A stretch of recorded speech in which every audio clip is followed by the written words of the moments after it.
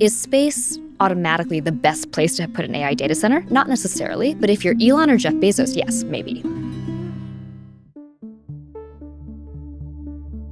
Hi, I'm Nicholas Thompson, the CEO of The Atlantic. And this is The Most Interesting Thing in AI, a podcast produced by Rethink, The Atlantic's creative marketing studio, in collaboration with PwC, a leader in helping organizations use AI. Today, we're kicking off another season of the show, more brilliant guests and illuminating conversations.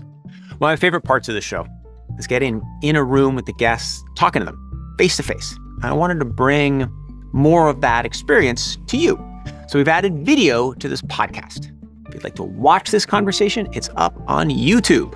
We'll leave a link in the show notes. So now let's talk about AI. AI requires huge amounts of data, which means that AI needs data centers. Right now, it's difficult to build those data centers. They need land, energy, power, water, and that's before we even get into the permitting and the politics. So the idea that's been put out there by Elon Musk and others is, hey, why don't we put these in space? There's plenty of solar energy. There's lots of room. And space can be cold, which is useful for a process that is hot.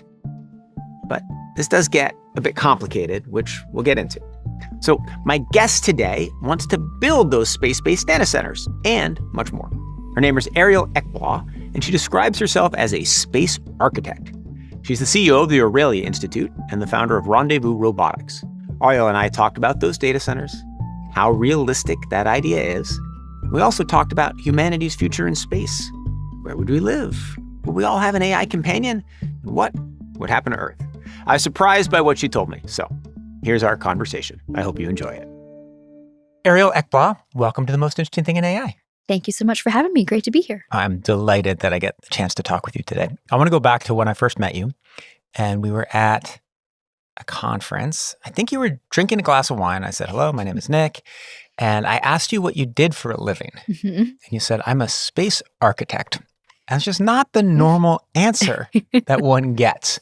So to the rest of the audience, explain what a space architect is. So if you think about the International Space Station, really anywhere that we've been able to put humans thus far in orbit, it's pretty limited, pretty constrained. I work on the next generation of that kind of architecture. So a home in space, a really grand microgravity concert hall in space, maybe an orbital biolab in space. What's the next generation of infrastructure, architecture that we will design on Earth, but launch up into space? But it's kind of a niche profession, right? I mean, yes. If I'm a regular architect, I just put my phone number in the yellow pages. People call me up. They want to fix on their patio. So who are your clients and how do you get your business? And how do we get our business? It's a great question. Space architecture is in the earliest phases. So clients right now are typically national governments, right? So nation states, space agencies who want to fly private astronauts to orbit. We work really closely with the commercial space station companies. In case listeners didn't know, the International Space Station is going away in a few years. NASA's going to decommission it. So there are 5, 6, 7 viable, credible commercial companies vying to replace it. We work with all of them, and their clients typically tend to be these national space agencies.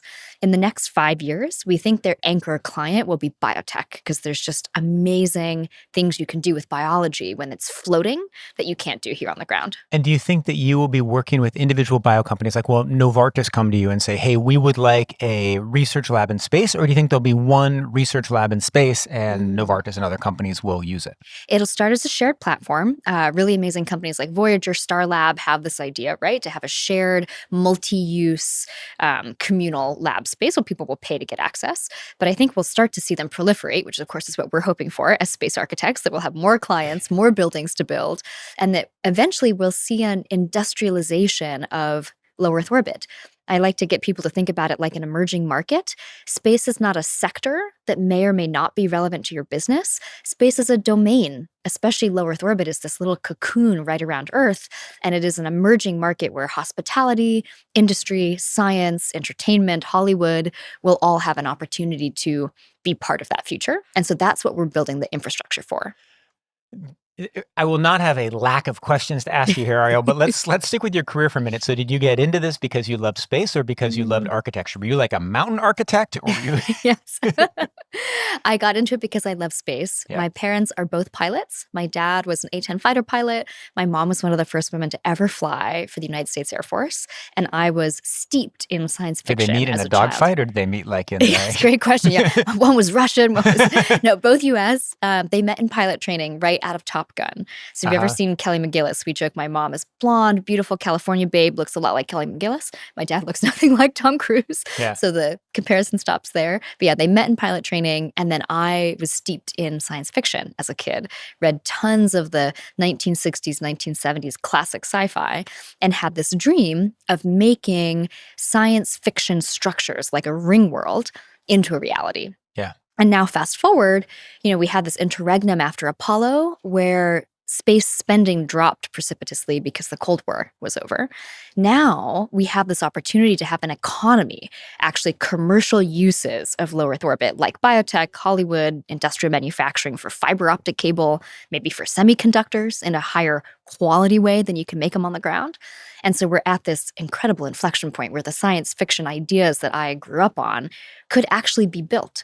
They're not open science questions anymore. It's mostly a question of funding and logistics to build big structures in space. So presumably you study space physics in college. Yeah. You get Physics a in PhD. college. Yeah.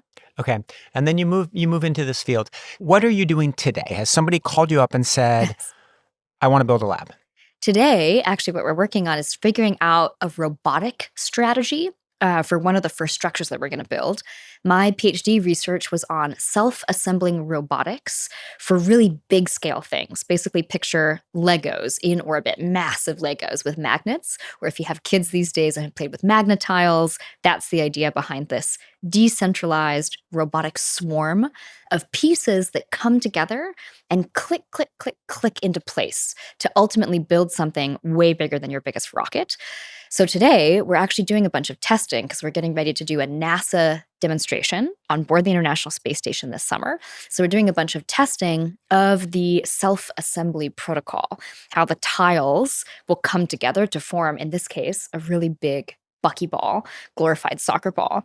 So you'd get to live in a sphere that is massive, 30 feet open diameter, way bigger than anything else that we have on the International Space Station right now. Right. So bigger than a New York apartment. Yes, certainly. Hopefully. And explain how, so you take these Magna-Tiles. And what's cool about Magna-Tiles, right, as every parent knows, is that a child can destroy a room with a box of Magna-Tiles that fits in a relatively small container once you clean it all up, right? Right. But how do they work in space? So imagine Magna-Tiles, right? These flat tiles with magnets on their edges stacked in a can like Pringles. Yep. So you have one on top of the other. As the rocket payload fairing, which is the tippy top part of the rocket, as that opens up once you've gotten to your destination, the tiles get popped out one by one. They don't go very far. We're being really gentle with them. They just move around and they float because you're in microgravity. You're in free fall around the planet. So they're floating nearby each other. And the magnets bring them together. But if you're floating in space, no friction, you're not having to counteract gravity. So this mechanism of the magnetic field pulls them together in a really elegant way. How do you tell magnet A to go to magnet B and not magnet C? So if we do it right, there's only two types of tiles that make up the entire ball. There's pentagons and hexagons. Any of them should be able to bond with each other, except for special ones like windows. Obviously, you want your window tiles in a certain place. You want your door in a certain place. So most of them can bond to anybody they want. Yes. Most of them can. They're meant to be interchangeable. Yeah. Because otherwise, how do we scale space architecture? It needs to be modular in a really profound way. For the special tiles, they have wireless connectivity. They can talk to each other, kind of like a drone swarm. And as they're moving around and saying, hey, are you my neighbor? They can communicate over wireless tech and then decide if they're the right the right tiles to come together and bond. All right. So you're shooting a rocket up. You've got these Magna-Tiles inside of your Pringles container. You open it up. Some of them talk to each other through Wi-Fi. Yep. Some of them just have magnetic attraction. Yep. You've set it up so that all comes together and you get a buckyball, right? Okay, so now there's a buckyball in space. What do you put inside the buckyball? Because like a Magna-Tile doesn't have doesn't have stuff on it. Right, it doesn't have a refrigerator. Yeah, so these will be very fancy Magna-Tiles, very big, and they're thick enough that once the structure has self-assembled, we can fold out furniture from the inside. We can fold out the life support system, so an environmental control life support system. We can fold out, radiation protection and shielding. All these things can be packaged in the thickness of the tile. And then like an RV, if you've ever gone camping and it kind of folds out on the inside, that's one idea. How many of these buckyballs have you built in space? So we've done 2 missions inside the International Space Station in miniature. We joke it's like a Zoolander thing. Here's a habitat for hamsters, like about this big. So you are a hamster architect. So far, correct. This is why I'm an aspiring space architect. So far, a hamster architect. But we're getting ready later this summer to do the first free space demo of the really big space-grade tiles. Okay, so how do you test and how do you have confidence that this is going to work? Because it doesn't seem simple. We test on zero-gravity flights. These are parabolic aircraft, so like a normal Boeing 727, but they fly in an arc in the sky, basically like a roller coaster in the sky. It's how NASA trains astronauts, affectionately known as the vomit comet. You can take really good anti-motion sickness meds and be really comfortable. And then you test 30 to 40 peaks. You get to test at the top of those arcs when the plane is floating. You get to test out how the tiles work. Oh my God, your parents must love this. They do. Yeah. Yes. So how many vomit comets have you been in? I have been on 14. Okay. So you're going up there. Now you're going to build these Magna-Tiles and the Pringles can, and you're going to make a habitat for humans. Why? This actually gets back to the core reason why I founded Aurelia Institute, our nonprofit, where we do a lot of the space architecture, firm design work. We want to democratize access to space. This is really growing out of my upbringing with my parents, a service model of leadership. What does it look like to be able to expand the number and types of humans who can be part of this future in space? Right now, we only have room for 14 humans, period. That's inside the Chinese space station, which a lot of Americans don't know. There's a very impressive Chinese space station in orbit. There's the International Space Station. 14 humans total. So if we want to scale up the biotech that can be done, life-saving biotech like Merck's Keytruda, this incredible cancer drug that's on the market now, Merck took it to space to improve the formulation of the drug for their patients. If we want to scale up that kind of stuff, we need to democratize access to space, and we need to build more real estate than we've ever built But aren't before. those two different kind of goals? Like if you want to democratize access to space, I don't know, you just be building lots of space houses, right? If you want to improve science in space, you'd kind of be doing a different thing. But I think they're related because maybe the first wave will be science and maybe the second wave will be Hollywood and entertainment. And then the third wave can be tourism. But the infrastructure we're building now, it's a new paradigm for how to build in space. Yeah. So the Tesserae buckyball can be for scientists, but it can also be for profoundly democratizing the scope of infrastructure, the real estate that we would need for all these other things in space too. All right, can I ask you a question about AI chatbots in space? So these people are going to be living up in the buckyballs out on the moon, but it's going to be kind of lonely. Are they going to have HAL-like chatbots that they're talking to? Is there something particular about how you should make a chatbot in space? This is actually one of the questions we ask ourselves often, because if you look at the history of science fiction, these AI agents like HAL, they almost always go rogue. They go off the rails. Occasionally there's a utopian one like Star Trek, the computer that is just this wealth of information and knowledge that always guides the mission. For the future of space architecture, we're now building it so that it'll be digitally native. It's like the most ultimate smart home you can imagine. All of the technology is built into the shell of the architecture itself. So it's really important that whatever AI we do build into the future of these experiences is beneficial, is benevolent, and able to be, if not controlled, at least moderated by the human.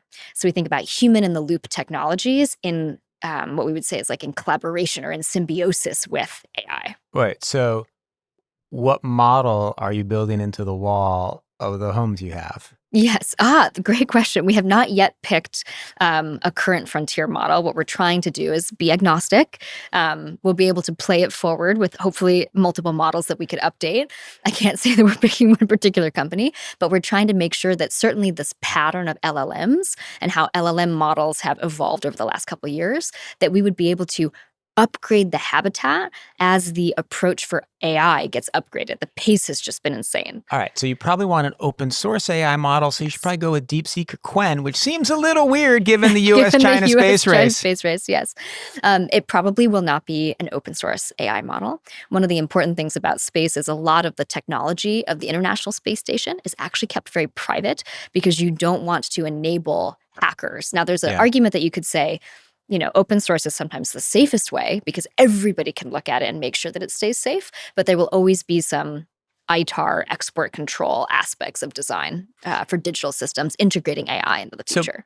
So, data centers are obviously a huge thing. Is there anything else about the architecture of space and the way it's designed and the way we move into it that will change the way we use AI or AI works with us down on Earth? So here terrestrially, you can already see some of the tensions or the difficulties of getting a humanoid robot with an AI model running on it into your home, right? Everything is designed for human touch, so it's hard for that robot not to break the glass, drop the laundry, maybe touch your child too hard, and all of a sudden, the trust in that AI robot goes away. The interesting opportunity in space is a blank slate for design. We don't have millennia of living in space. We're designing how we live in space for the first time. Maybe we have soft good robots that are squishy silicone robots that are AI mediated, that are built into the design of your day-to-day life from the start in space. And I think it's an opportunity to maybe have a closer relationship, a closer symbiosis between AI, robotics, and humans than we even have on the ground. Right. It's going to be pretty interesting. You're going to be designing these robots for a world without gravity. Exactly. How do you design a robot for a world without gravity? How do you make a Octopus. Roomba which has no gravity? Yes. Octopus robots, way more arms than legs, soft goods that are able to be compressed into a really tiny package to get them up, and then maybe they expand once they're there. I'm sorry, what is an octopus robot? Something that is basically inspired by the sea. There's a long tradition of deep sea creatures inspiring design aesthetics for space, right? Floating, buoyant, zero-G environment, kind of some similar thematic, aesthetic aspirations. And so an octopus robot could be something that floats through the air of your space habitat, just like they swim through the sea, but they have all these useful little arms that can hold wrenches and cook your food and tuck you in at night, the future octopus robot of space. And this octopus robot, 10 feet tall, 3 inches tall. Not like a creepy squid. Yeah, we'll keep them small. I have and in cute. my mind like this little buckyball, and it's the size of a tiny one-bedroom, and there's a giant octopus in it. Yes. That's not what you have in mind. Not quite. Yeah. Small little scaled octopi? and scoped. Yeah, small little octopi. Inspired by some amazing work by an artist, Anna at the MIT Media Lab, who has this focus on octopus robots. And so she's really inspired us to think about sea creatures in the context of space. So that makes total sense. So science and space, awesome. Why would anybody want to live there? This is a great question. I actually think personally, I want to live on Earth. I love Earth. Earth is you live in Manhattan, home. right? It's amazing. There are more than 14 people here. There are more than 14 people here. You can go to all kinds of restaurants. Pretty lovely. It's pretty lovely. And one of the things we've been trying to encourage people in the space industry to think about through Aurelia and our nonprofit mission is maybe we should be using space technology to improve life on Earth, space for the benefit of life on Earth, which is why we're so focused on things like an orbital biolab or factories that support things that Earth citizens need, rather than pushing a narrative that we want to get everybody off of Earth and going to Mars. I think that there's a certain subset of the population who will love that. Frontier science, amazing opportunities to go expand human civilization. But one of the more ethical things we could do is use and scale up space technology in orbit for the good of life on Earth and let people live here and visit space. But you don't have to imagine wanting to spend your entire life in space to get to be part of this new wave of the space industry. Oh, I see. So your goal is not to build an apartment that someone will move into. It's kind of more to build a little hotel that someone comes and visits because it's... Imagine your kids commuting to space for work, right? In 15 or 20 years, they could absolutely have a science job or maybe a Hollywood, filming movies job with Tom Cruise actually floating in orbit. They could have a job where they commute to space, maybe not 9 to 5 every day, but you go up for 2 weeks. So you want a nice place to live. It needs to be more welcoming than the International Space Station is now, which is very austere. Yeah. You want a nice place to live for 2 weeks or even for 6 months if you're up there for an extended expedition. But then you want to come home to the best planet humans know of where we co-evolved as a species. And so I think we don't want space to begin for people to think of it in their minds as a plan B. We can screw up Earth and then we'll all go live and we'll be happy in space. Do you actually think people will be commuting back and forth to space in 10 to 15 years? Yes. In 10 to 15, I think I can go in a year or two without being a high net worth individual, as a scientist companion of someone who would be going as a tourist. I think within a few years after that, I can send my graduate students at MIT to go. And so certainly in 15 to 20 years, I think the costs will have dropped significantly enough that people with a purpose, 15 to 20 years. We'll be back in a minute with more from Ariel Ekblaw. AI, literally. Exactly. And AI.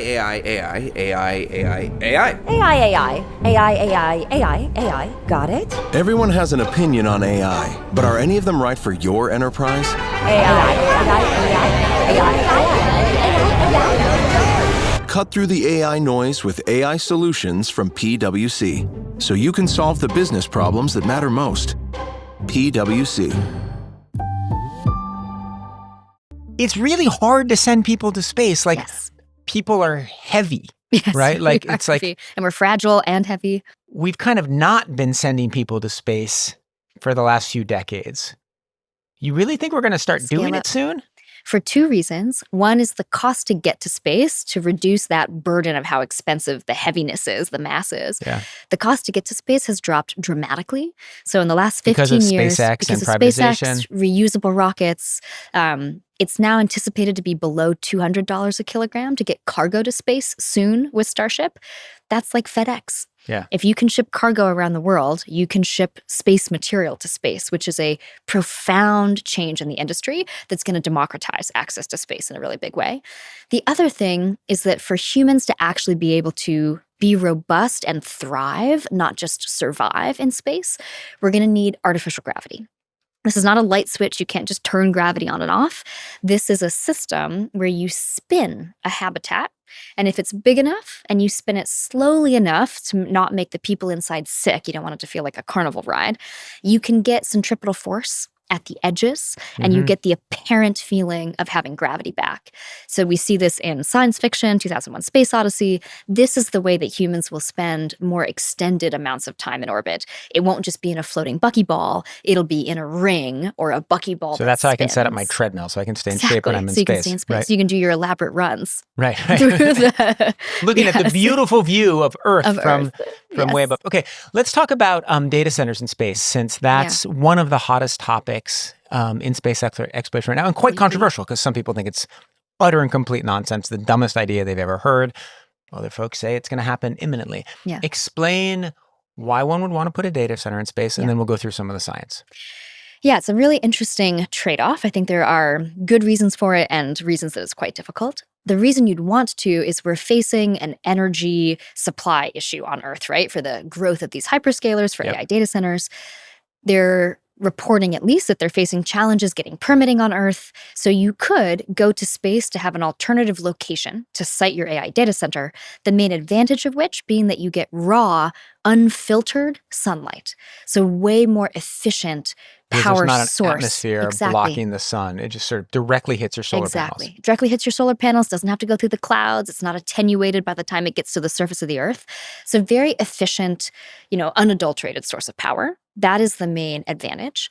Some of the difficulties, if we can get into the trade-offs here, is you're going to have to contend with radiation. We have ways to address that. We can do rad-hard avionics or electronics, but it's not cheap. Radiation in the sense that it'll fry your electronics? Or it'll upset the data. Like a single event upset. So you'll have some inbound radiation that changes the record, the bits that are recorded on the atoms of the hardware that are up there. So it is a real problem, radiation hitting electronics. The military for decades has had very robust ways of making electronics radiation hardened or rad hard, but it's expensive. Yep. So that's one trade-off is, okay, you're going to get nearly free energy. In fact, actually free energy because no one's charging you for the sun, but very expensive to get your equipment ready to be robust enough up there. Second challenge is if you're going to replace your chips every 6 months, which people are doing constantly as NVIDIA improves and other suppliers improve, now you have to go all the way to space to get it and back, right? And then the third thing is there's a misnomer that space is cold Right. and therefore, oh, that's great, we'll put the really hot electronics in space. Space is not cold in that way. There's no air mass floating around in space to, brush by the data center and take the heat away. All you have is radiative heat transfer, which requires a huge amount of surface area to get rid of the heat that's generated in these little Because when volcanoes. you have a data center and you have it here, you run water You through it, run which water cools it, through or it. you blow You air push through air it. through it. There's no fluid like that So in you can space, only natively. rely on the radiative process, which means, do you need really thin data centers so that Thin, the high surface area is area. maximized? Exactly. Right. But you're trying to radiate heat away in a place where there's no air. Yes, in a place where there's no air.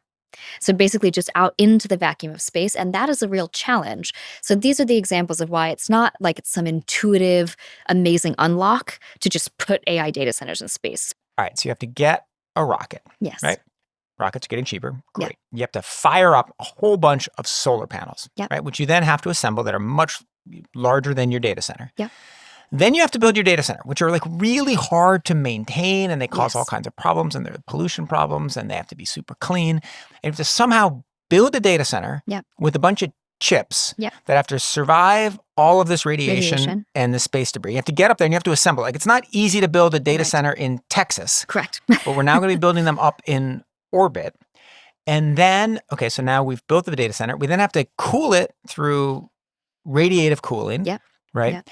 And then we've now built this data center. We're somehow powering it with these solar panels. We've launched all of that up through Yep. a whole bunch of rockets. Yep. We have to maintain it. So the people Yes. living in these buckyballs on their treadmills in the tiny bit of gravity they have built in are going to have to go in and unscrew this and fix that. Hopefully and, no human maintaining. Robots for Okay, robots robots for will maintaining. maintain But it. so far so good. Yes. Okay, fine. So it's all going to be robot maintained? Yes. Okay. Yes. At that scale has to be distributed robot maintained. Too slow to have a human do all of those. So different even when you tasks. swap in new NVIDIA chips, you're going to be Yes. using robot, yeah. Great. Now I'm more convinced. Okay, so now you've built this thing. It's robot maintained. It has Yeah. this kind of fragile ecosystem. Then you have to get the information Yes. back to Earth, Yes. right? And so there's a speed of light problem, right? You can't, for AI training, it's fine, but for AI Yes. inference, it's not going to work because even if you travel the speed of light direct line, it's too slow. So how is this all going to come together? It's a great amazing if it question. does. It's such interesting science. Yes. But is this going to work? I think you made a great point. There's a lot of AI training work that can happen on this remote platform. The nice thing about low Earth orbit, if we put the AI data centers in space in low Earth orbit, not at the moon, for example, Right. that doesn't have so much latency that it's a major problem. It might be a problem for things like high frequency trading Right. level latency, which is why all these firms in New York are right on top of the nexus point. Yeah. But it's probably not an issue for serving up typical information for your typical AI client. One of the challenges will be the speed of the interconnect between the units that makes up the data center in space, making sure that whether we use optical links or some other tech, that the interlinks that are really critical for terrestrial data centers can also be done in a good way in space. But I think getting the information back down, depending on your use case, will probably be okay. And will you beam it directly or will you go through You might go through a Starlink? relay. Yeah, you might go through Starlink. So this is one of the reasons that the supposition of why Elon is so excited about this. In particular, Yeah, it's Elon great and Jeff for him. Bezos. He's sending the material up, Yes. and he's maybe it's not a monopoly, but close to a monopoly on getting the material up, and then Right. close to monopoly on getting the information down. And then he's one of the big competitors on getting the information. So Yes, if very this happens, advantageous ecosystem. Elon will finally get rich. Finally, yes.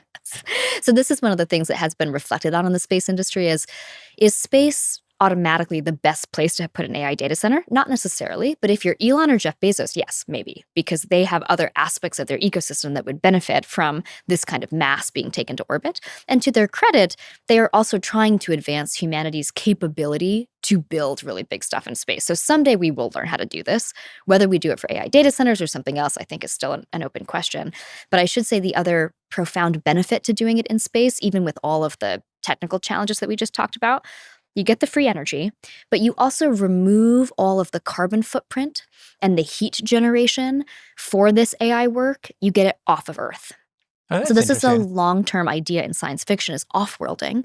Don't take off the humans. Let the humans live on a garden planet and treat Right. Earth well, but off-world the heavy industry. And so maybe this is the first moment in human history where we're finally going to say, before we build out a massive burden on Earth's ecosystems for AI, we have this inflection moment. We could choose to build it natively in space first. But we don't offload it perfectly because we still have to launch the rocket, which Yes. requires a lot of fuel. We That's still have exactly to right. build these solar panels, which require all kinds of Yes. mining and other reasons, other things. The long-term goal is to do things like mining on the moon, in situ resource utilization, really truly get out of Earth's gravity well. That is a future that is, decades and decades and decades away. But yes, you're right that even right now, off-worlding, it's not perfect because we would still have the rocket launch that's happening inside the atmosphere, but might be much better than the steady state integrated amount of carbon footprint and heat generation that we'd be trapping in the atmosphere from a proliferation of AI data centers. So if I were to say, Ariel, in 10 years, I'll give you 1-to-1 odds that there'll be a functioning AI data center in space. Do you take the bet? In 10 years? Yeah. Yeah, I'll take the bet. 5 years?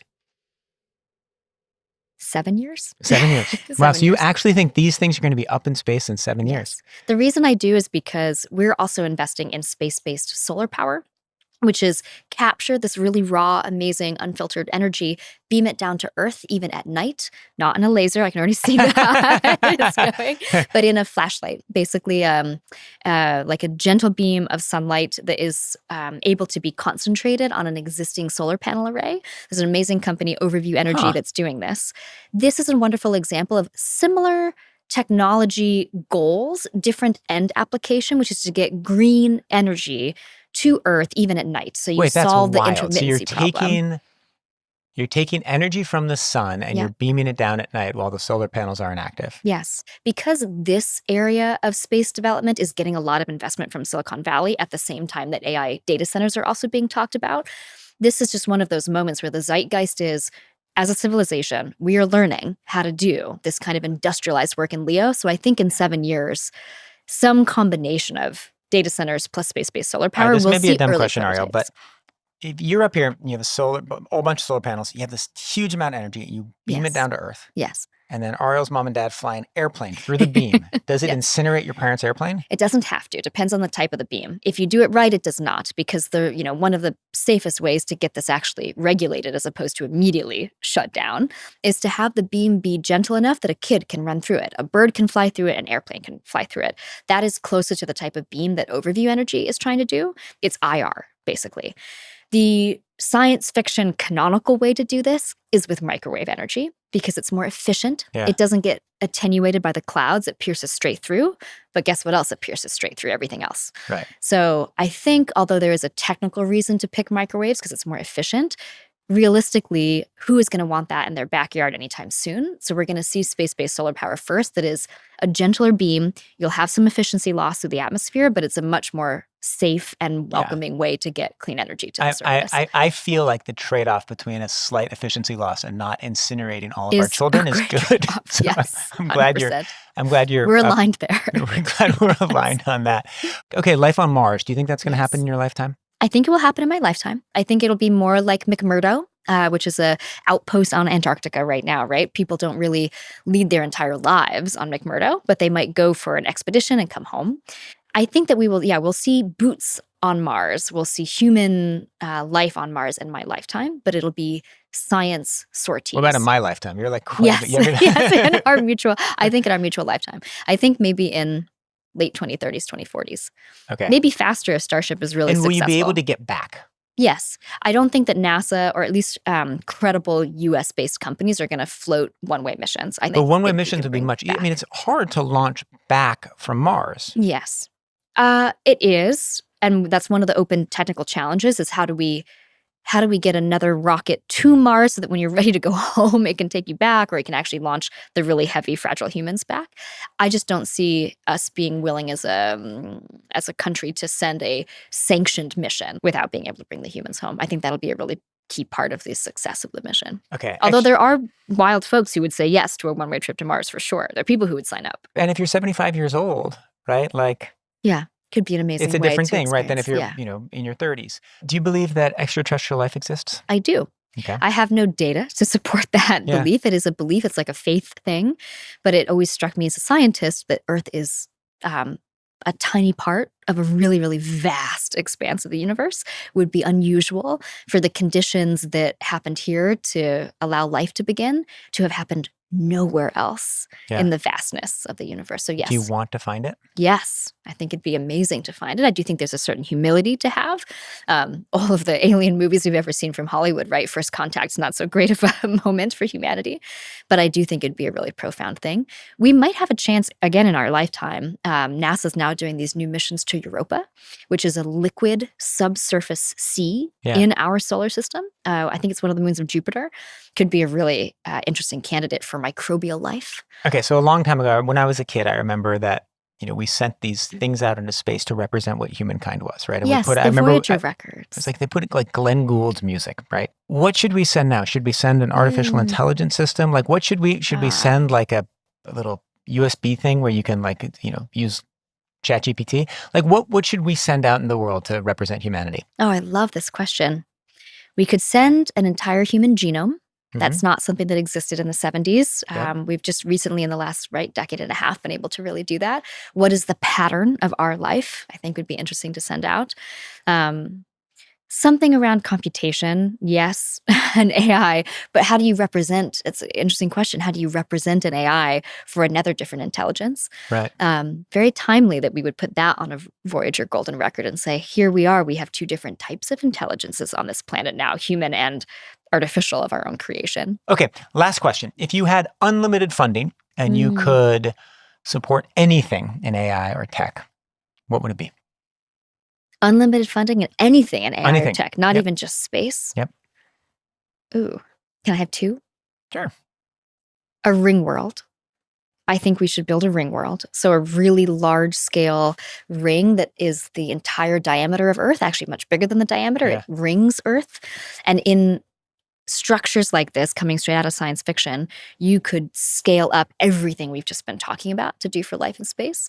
And then the other answer, I think, is much more mundane, more quotidian, but a really profound, personalized healthcare cure.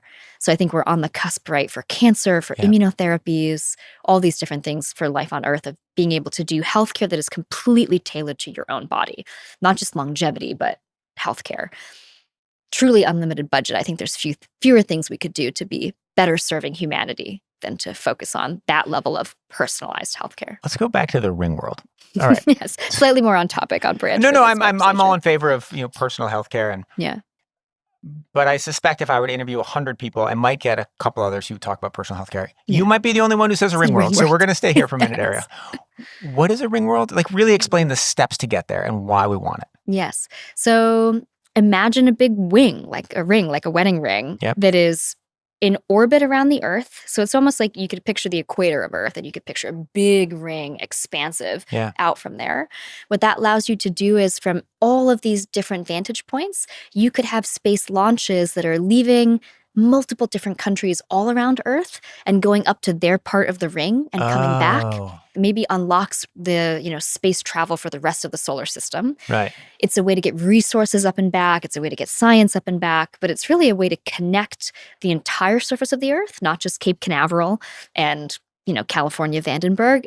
Connect a much broader space of Earth to outer and presumably space. It can be efficient, right? You need to get stuff back down to Earth, and you have a rocket that country A is bringing down, but country B has got some. That's interesting. And if you've off-worlded successfully, all the heavy industry, the mining, the gain of function research that maybe we don't want to be doing in Atlanta at the CDC, if you've off-worlded all of that stuff, the ring world can be your nexus point to bring it back down to the garden planet, which is Earth. And you've let Earth we don't want to bring the gain of function research. Yeah, not the gain of function research. Leave that in the ring world.